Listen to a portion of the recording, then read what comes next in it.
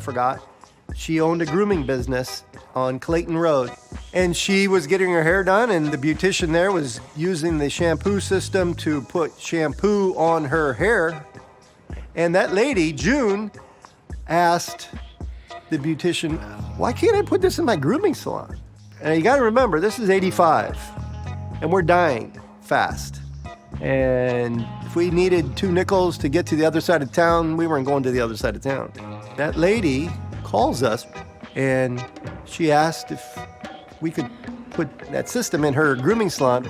And here I am saying, I don't think so. And in my mind, I'm saying, this is a grooming salon. We're big time. We're in the beauty salon. Who wants to be in the pet business in those days, you know? And she wouldn't stop calling. And so finally, one day came, and me and my dad decided we're going to do this. And she turned out to be a person that knew a lot of people, and she liked to talk.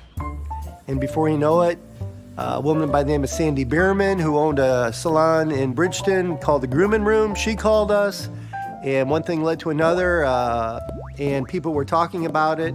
The big one was Kennelwood. Kennelwood had to have it. All they had to do was squeeze a trigger, and they had shampoo coming out on the dog's coat, and they could wash the dog then. And all of a sudden, the lights were starting to go on a little bit.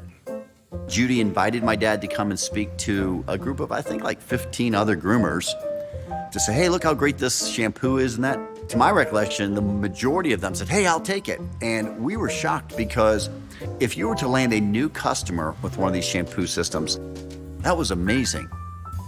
But to have 10 groomers overnight say we want it, it's like 1,000% growth, like what we're used to, right? We all felt like it was a new lease on our business. I was just thankful that things were turning around for us. She told us, you need to take your business and go to a grooming show and show where you can show a bunch of groomers your stuff, you know? And at this point in time, we're thinking maybe there's something here. We loaded up a bunch of shampoo and a bunch of stuff.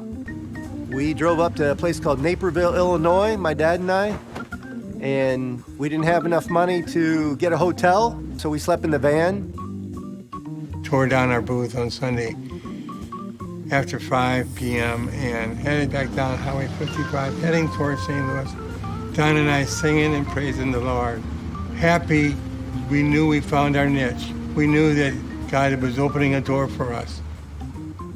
Somebody from that show, his name was Jerry Schimberg. He was another very influential man in the grooming industry nationwide, and he invited us to his show that August, which would have been August of '86. And Darren and I drove up there. I recall we loaded up the car full of equipment, and I drove straight to New Jersey. And from there, I drove up to Boston, put one in a salon in Boston. Yeah, during college, during the summer months, it was my job to travel on the road. I remember my brother gave me $250. That was my budget for the week for the gas, hotel, and food.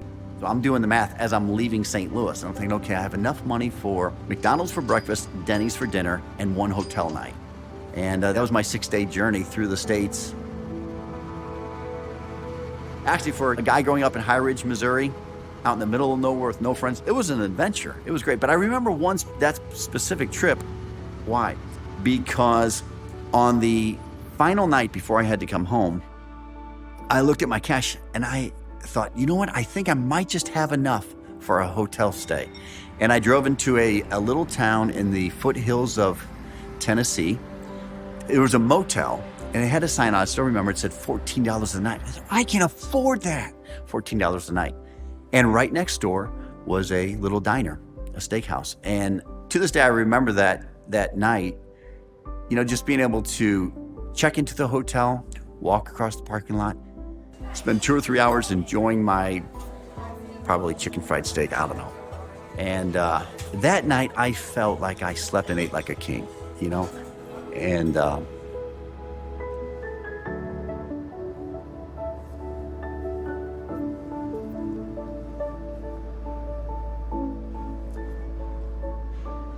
since those days, my wife and I have been privileged to stay in some of the finest hotels in the U.S., and it's awesome.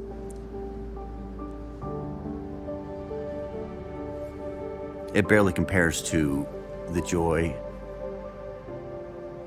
that I had that night. My mom, she was only about so tall, and I would always shampoo her hair for me. She'd always want me to shampoo her hair. So, okay, Mom, I'll shampoo your hair. But one day she wanted a shampoo, and so I went out to my truck and I got me a gallon of pet shampoo. Pretty poodle. Oh yeah, it had a sign on it, Pretty Poodle.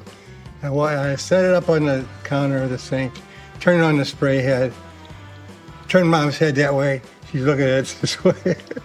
Donald, that's pet shampoo. I said, it's okay, Mom, just don't bark.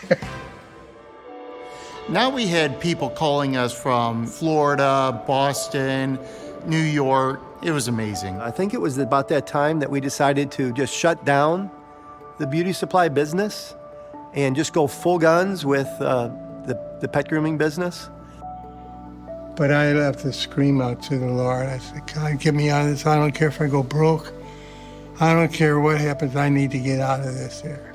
We had to go tell all of our salespeople that we're closing the door. So God was, again, so faithful to us. He always is. But he was so faithful to us as we did what he told us to do. I personally had to go and visit each salesperson on a Sunday afternoon.